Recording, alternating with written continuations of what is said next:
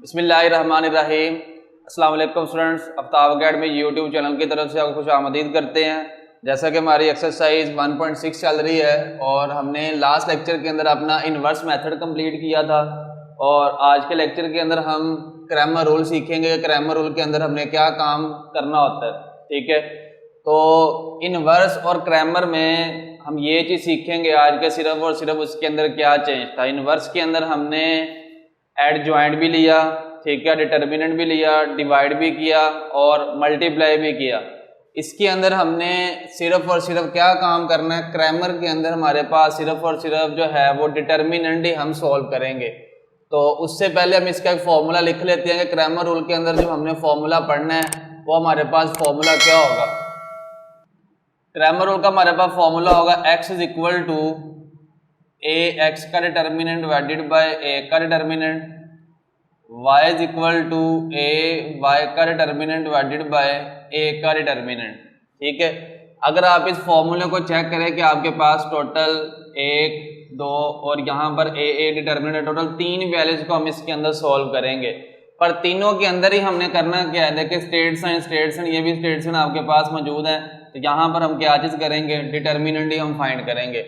एक और भी तरीका, अगर आपको सपोज करें इसका फॉर्मूला भूल जाता तो यहाँ पर देखिए जब आप x फाइंड करेंगे तो a के साथ क्या आ जाएगा x, जब y फाइंड करेंगे तो y के साथ क्या आ जाएगा y आ जाएगा। और समटाइम इधर आप जो है वो d1 भी यूज़ कर सकते हैं और d2 भी यूज़ कर सकते हैं। कुछ टीचर यहाँ पर ax की जगह पे d1 भी लिखते हैं और d2 भी लिखते हैं, तो वो मेथड भी आपके पास ठीक होता है। तो ax और ay से बेनिफिट आपके पास क्या होता है कि आपको इजीली पता चल जाता है कि जब आपने ax निकालना है तो आपने उसमें क्या काम करना है, और जब ay निकालना है और उसके अंदर आप क्या काम करेंगे, ये हम इजीली इससे जो है वो देख के सॉल्व कर सकते हैं। तो सबसे पहला काम तो आपको पता है हमारे पास वही होगा कि हमने अपना a का डिटर्मिनेंट लेना है, क्योंकि इस a के डिटर्मिनेंट से हमें पता चलेगा कि आया कि हमारा जो मैट्रिक्स आएगा वो सिंगुलर है या नॉन सिंगुलर है, ताकि हम आगे उसको फिर मजीद सोल्व कर सके। तो पहला काम देख लें, सबसे पहले तो हम इसमें a की वैल्यू को निकाल लेते हैं। तो लेट a जब हम करेंगे तो a मेरे पास क्या आ जाएगा, x के साथ क्या पड़ा हुआ है 2, फिर x के साथ क्या पड़ा हुआ है 3, y के साथ क्या पड़ा हुआ है -2 और y के साथ क्या पड़ा हुआ है 2 आ गया मेरे पास, ठीक है। तो जब इसका हम टेकिंग डिटर्मिनेंट, यानी कि जब हम इसका डिटर्मिनेंट लेंगे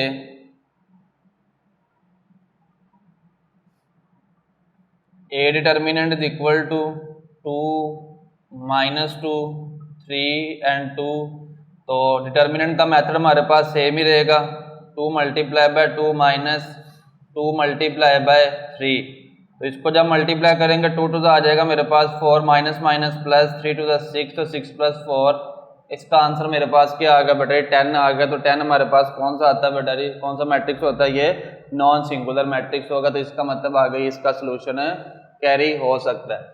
चलें यहाँ तक तो हमारे पास काम वही था। अब नई जो चीज़ हमने सॉल्व करनी है वो यही है कि जब हम ax को लिखेंगे तो इस मैट्रिक्स के अंदर क्या चेंज आएगा, और जब ay को लिखेंगे तो उस मैट्रिक्स के अंदर क्या चेंज आपको नजर आएगा, हम वो देखेंगे। अब इसके अंदर सबसे पहले अगर मैं फाइंड करता हूँ फाइंड डिटर्मिनेंट ऑफ ax, तो उसके लिए आपको क्या काम करना पड़ेगा। देखें जब आप वैल्यू फाइंड आउट करेंगे, एक आसान से मेथड से बताऊंगा, डायरेक्ट मेथड आप देख लेंगे, उससे आपको कोई वैल्यू की सिंप्लीफिकेशन नहीं करनी पड़ेगी। ax आपके पास यहाँ पर मौजूद है, तो जब आप ax लिखेंगे तो आपके पास जो x के कोएफिशिएंट्स होंगे, यानी कि x के कोएफिशिएंट कौन से हैं आपके पास, कोएफिशिएंट बोलते हैं जो वेरिएबल के साथ नंबर्स पड़े होते हैं, जिनको हम यूजिंग कांस्टेंट भी बोलते हैं, ठीक है। ये कोएफिशिएंट्स भी कहलाते हैं, x के साथ 2 और x के साथ 3। तो इधर भी आपके पास जब x पड़ा होगा तो x के कोएफिशिएंट आपके पास खत्म हो जाएंगे। अगर ये खत्म हो जाएंगे तो फिर इसकी जगह पे मुझे 2/2 का मैट्रिक्स बनाने के लिए फिर ऐसे कौन से नंबर लिखने पड़ेंगे जिनको मैं इनकी जगह पे लिखूं और अपना ax जो है वो सॉल्व करूं। तो इसकी जगह पे जब आप जो वैल्यूज लिखेंगे वो फिर कौन सी होंगी, जो आपके इक्वल किस तरफ होंगी, जो मैं इनवर्स के अंदर b के तौर पे काम कर रहे थे। तो क्योंकि इसके अंदर भी हमने इसको यूज करना है तो वो इस वे से जो है वो जहाँ पे यूज होंगे। तो इधर आ जाएगा 4 और 6। तरतीब का खास तौर पर ख्याल रखना है। अगर आप x फाइंड करेंगे तो x की जगह पे चेंजिंग आएगी, अगर y फाइंड करेंगे तो किसकी जगह पे चेंजिंग आएंगी, y की जगह पे। तो यहाँ से देखें x की जगह पे तो आ गया, वैल्यूज एलिमिनेट हो गए, इसकी जगह पे आ गया 4 और 6 और y की वैल्यू अपनी जगह मौजूद रहेंगी। y के साथ क्या पड़ा हुआ है, -2 और +2। यहाँ से भी आप देख सकते हैं x है तो ये 2 और 3, यहाँ से देख लें चेंज आ गया, इसकी जगह पे 4 और 6, y में कोई चेंज नहीं आया तो y की वैल्यूज अपनी जगह पे मौजूद है। तो इसका जब आप डिटर्मिनेंट लेंगे 4 multiply by 2 -2 multiply by 6, 4 two ज़ा 8, फिर माइनस माइनस क्या आ जाएगा, +6 टू ज़ा आ गया मेरे पास 12। तो इसका आंसर आ गया मेरे पास ax का जो डिटर्मिनेंट आ गया ये मेरे पास आ गया 20। अब इसमें सिंगुलर और नॉन सिंगुलर का कोई चक्कर नहीं होगा क्योंकि ये मेरे पास डिनोमिनेटर में पड़ी हुई। असल काम किसका होता है, देखने वाला डिनोमिनेटर का, जो फ्रैक्शन में नीचे वैल्यू जो है वो डिवाइड हो रही होती है। चलो ये तो मैंने निकाल लिया यहाँ पर ax। अब ay देख लें कि ay के अंदर हम क्या काम करेंगे। सेम उसी तरह जो मैंने आपको बताया कि जब आप ax को फाइंड आउट करेंगे तो x की वैल्यू खत्म होगी। अब जब आप किस चीज़ को फाइंड करेंगे, ay को जब फाइंड आउट करेंगे तो फिर कौन से कोएफिशिएंट आपके पास खत्म होंगे, ay के खत्म होंगे और x में कोई भी चेंज नहीं आएगा। और अगर तरतीब वाइज बात की जाए तो पहले मेरे पास आ जाएंगे x का ऑर्डर पेयर यानी कि 2 और 3, और y के अगर वैल्यू फाइंड करेंगे तो y के जब कोएफिशिएंट रिमूव करेंगे तो उसकी जगह फिर कौन सी आ जाएंगे, जो हमने वही काम जो x में किया था सेम काम y की जगह पे भी। तो इधर क्या पड़ा हुआ है 4 और 6, इधर आ जाएगा मेरे पास 4 और 6। ठीक है, अब काम सारा वही होगा। डिटर्मिनेंट जब लेंगे इसका तो डिटर्मिनेंट के अंदर क्या काम करेंगे, ay इज इक्वल टू 2 6 -4 और 3। तो ay का जब डिटर्मिनेंट लेंगे 6 टू द 12, 4 3 ज़ा 12, तो 12 - 12 कट के आंसर मेरे पास क्या आ गया बेटा जी, 0 आ गया। तो देखें जो आपने क्रैमर रूल का फॉर्मूला पढ़ा था उसके अकॉर्डिंगली आपके पास आया कि तमाम वैल्यूज आ चुकी हैं। a का डिटर्मिनेंट वो मेरे पास आ गया, इसके बाद ax का डिटर्मिनेंट वो भी मैंने फाइंड आउट कर लिया, वो भी 20 आ गया। इसके बाद था ay का डिटर्मिनेंट, वो मेरे पास क्या निकला है, 0 आ गया। अब हम क्या करेंगे, इसके फॉर्मूले को यूज करेंगे, ठीक है, और अपनी x और y की वैल्यूज को फाइंड आउट कर लेते हैं। अब आपके पास x की वैल्यू है a, x का डिटर्मिनेंट डिवाइडेड बाय a का डिटर्मिनेंट। ax किसके इक्वल आएगा, जहां पर 20 के, और a का डिटर्मिनेंट क्या निकला था मेरे पास 10। तो x कटिंग हो रही है तो कर देंगे 10 टू आपके पास आ जाएगा 20। तो x किसके इक्वल आ गया 2 के। सेम एज y के लिए भी y is equal to a, y का डिटर्मिनेंट डिवाइडेड बाय a का। तो a y का डिटर्मिनेंट क्या निकला है 0, 0 डिवाइडेड बाय a का डिटर्मिनेंट आपके पास वही 10 नहीं। तो 0 को जब 10 पे डिवाइड करेंगे तो आंसर आपके पास क्या आ जाएगा, इसका 0 आ गया। अगर यही 0 डिनोमिनेटर में होता तो हमारा कब से ये क्वेश्चन यहाँ पर ही खत्म हो जाना था, क्योंकि वो सिंगुलर मैट्रिक्स आपके पास आ जाना था। ठीक है, तो ये था आज जो लॉन्ग क्वेश्चन हमने किया। जो फर्स्ट क्वेश्चन था उसके अंदर हमने सीखा ये क्रैमर रूल। अब इसी से रिलेटेड जो बाकी क्वेश्चन है वो भी जरा देखें कि उसके अंदर हम कैसे सिंप्लीफिकेशन करेंगे।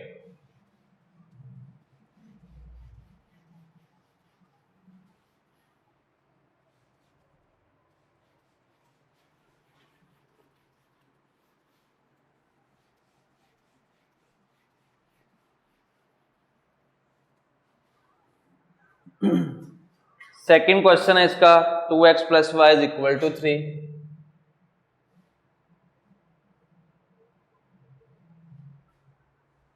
Six x + y is equal to +5y is equal to 1। तो मेथड सारा वही होगा, तो देख लें जरा इसके अंदर मजीद। सबसे पहला काम वही हमारे पास, जब हम a का डिटर्मिनेंट निकालेंगे तो उसके अंदर हमें क्या काम करना पड़ेगा, 2 6 1 और 5। ठीक है, तो जब इसका डिटर्मिनेंट लेंगे तो चेक कर लेते हैं। पहले 2 को मल्टीप्लाई करेंगे 5 के साथ, -1 को मल्टीप्लाई करेंगे 6 के साथ, 5 टू द 10, 6 1 ज़ा 6, 10 में से 6 गया आपके पास आ गया 4, ये नॉट इक्वल टू 0, तो इसका मतलब इसका सोल्यूशन आगे एग्जिस्ट करेगा। अब आगे देखें, ठीक है, उसी तरह कौन सी वैल्यू चाहिए मुझे अब ए एक्स की। जब हम ए एक्स की वैल्यू को फाइंड आउट करेंगे तो ए एक्स मेरे पास क्या आएगा, वही काम जो हमने लास्ट क्वेश्चन के अंदर किया, एक्स के कोएफिशिएंट खत्म हो गए, उसकी जगह पे क्या आ जाएगा 3 1 आ जाएगा, और वाई की जगह पे उसके जो नंबर है वाई के साथ 1 और इधर वाई के साथ क्या आ जाएगा 5। यहाँ पर एक तो सबसे बड़ी गलती देखने में ये आती है कि जहाँ पर ये वाई पड़ा हुआ है, क्योंकि आपको पता है कि वेरिएबल के साथ अगर कुछ भी नहीं पड़ा हुआ 1 पड़ा होता है, क्योंकि हम वेरिएबल को 1 वाई की और ये दोनों चीज़ें सेम है, ठीक है। वेरिएबल के साथ 1 लगाए या ना लगाए उससे कोई फर्क नहीं पड़ता, तो इसलिए अगर 1 लगा भी है फिर भी ठीक है, नहीं लगा फिर भी वो 1 नहीं होता है। और इसमें डिग्री की अगर बात की जाए तो फिर वेरिएबल की डिग्री 1 होती है इसके अंदर। ए एक्स का डिटर्मिनेंट जब लेंगे 3 को मल्टीप्लाई करेंगे 5 के साथ, 1 को मल्टीप्लाई करेंगे 1 के साथ, 5 to the 15 -1, ए एक्स का जो डिटर्मिनेंट आ गया वो मेरे पास आ गया 14, ठीक है। सेम इसी तरह जब हम ए वाई का डिटर्मिनेंट लेंगे तो ए वाई के डिटर्मिनेंट के अंदर भी यही चीज़ आ जाएगी, एक्स की वैल्यूज अब अपनी जगह पे रहेंगी और वाई की जगह पे जब उसकी वैल्यू निकालेंगे तो एलिमिनेट होगी, उसकी जगह पे क्या आ जाएगा 3 और 1 आ जाएगा। फिर दोबारा जब हम डिटर्मिनेंट लेंगे 2 1 -3 एंड 6, 2 1 2, 6 3 आपके पास जो है वो आ जाएगा 18, तो इसका आंसर आपके पास आ जाएगा -16, ठीक है।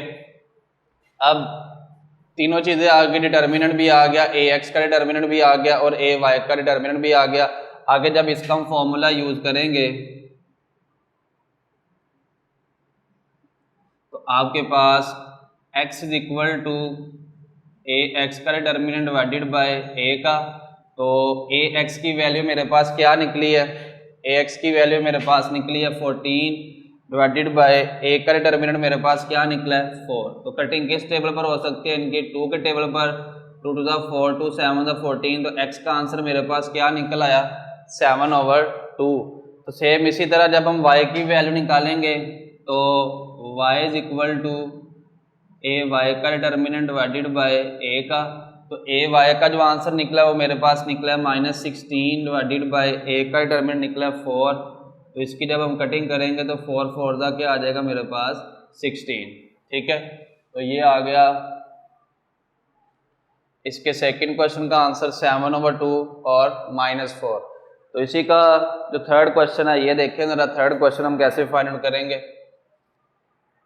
थर्ड क्वेश्चन लिखता है 4x + 2y is equal to 8, 3x - y is equal to -1।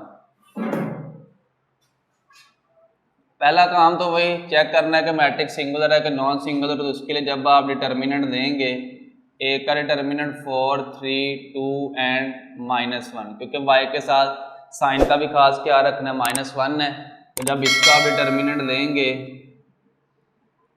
4 multiply bye -1 2 multiply bye 3, तो प्लस माइनस -4 1 ज़ा 4 -3 2 ज़ा 6, तो आंसर आ जाएगा आपके पास -4 -6 -10, ये भी नॉट इक्वल टू 0, तो इसका मतलब आगे इसका सोल्यूशन कैरी हो सकता है। अब आगे ए एक्स का डिटर्मिनेंट, ए एक्स के डिटर्मिनेंट के लिए दोबारा वही काम करेंगे, एक्स के कोएफिशिएंट एलिमिनेट होंगे, उसकी जगह पे कौन से आ जाएंगे जो इक्वल किस तरफ पड़े हुए 8 एंड -1, और y की जगह पे वही 2 एंड -1, ठीक है। ये अब इसका जब आप आंसर लेंगे 8 मल्टीप्लाई बाय -1 2 मल्टीप्लाई बाय -1 -8 -+ 2 1 ज़ा 2, तो आंसर क्या आ जाएगा -8 + 2, आंसर आपके पास आ गया इसका -6, ठीक है, क्योंकि बड़ी वैल्यू के साथ साइन कौन सा पड़ा हुआ है माइनस का। अब जब इसके बाद हम वैल्यू निकालेंगे ए वाई की, तो ए वाई में देख लें ज़रा, x के कोएफिशिएंट अपनी जगह पे रहेंगे 4 एंड 3, और y के कोएफिशिएंट खत्म होंगे, उसकी जगह पे कौन से आ जाएंगे 8 एंड -1, तो क्या करेंगे 4 मल्टीप्लाई बाय -1 और 8 multiply by 3 plus minus -4, 8 3 24, answer इसका आ जाएगा -28। ठीक है, अब फॉर्मूला वही हमारे पास, जब फॉर्मूला यूज़ करेंगे x = a x का डिटर्मिनेंट डिवाइडेड बाय a का, a x के डिटर्मिनेंट का आंसर मेरे पास क्या निकला है -6, और a का डिटर्मिनेंट क्या निकला है मेरे पास -10। ठीक है, तो माइनस माइनस से कट गया, 2 3 6 2 5 10, आंसर आ जाएगा 3/5। और जब y निकालेंगे, a y का डिटर्मिनेंट डिवाइडेड बाय a का, a y की वैल्यू निकली है -28, और यहाँ पर मेरे पास आई है वैल्यू -10। माइनस माइनस से कैंसिल हो गया, तो इसकी भी कटिंग किस टेबल पर हो रही है, 2 के 2 5 10, 2 1 2 2 4, इसका आंसर आ गया मेरे पास 14/5 आ गया। तो ये था इसका क्वेश्चन नंबर 3। अब जो क्वेश्चन नंबर 4 है उसकी मैं वैल्यूज आपको बना के दे देता हूँ, और उन वैल्यूज की मदद से आपने कंप्लीट क्वेश्चन अपना सॉल्व करना है। ठीक है, तो जो क्वेश्चन नंबर 4 है, 3x - 2y = -6, 5x - 2y = -10। ठीक है, तो वैल्यूज हमने कितनी फाइंड करनी होती है, 3, a का डिटर्मिनेंट ax और ay, तो a के डिटर्मिनेंट की वैल्यू मैं आपको बना के दे रहा हूँ, 3, 5, -2 और -2। इसका डिटर्मिनेंट भी आपने खुद ही फाइंड करके आगे आंसर निकालना है। इसके बाद ax का डिटर्मिनेंट, उसकी वैल्यू ये खत्म होगी, इसकी जगह पर आ जाएगा -6 -10, और y के कोफिशिएंट अपनी जगह मौजूद रहेंगे -2 एंड -2। और जब a y का डिटर्मिनेंट लेंगे तो उसके अंदर क्या चीज़ आएगी, x के कोफिशिएंट अपनी जगह पे रहेंगे, 3 और 5, y की जगह पर कौन से आ जाएंगे, -6 एंड -10। तो ये वाला जो क्वेश्चन आपने आगे खुद ही कंप्लीट करके अपना आंसर निकालना। अगर इसमें कोई कंफ्यूजन हो तो लाजमी आप कमेंट सेक्शन में लाजमी बताएं।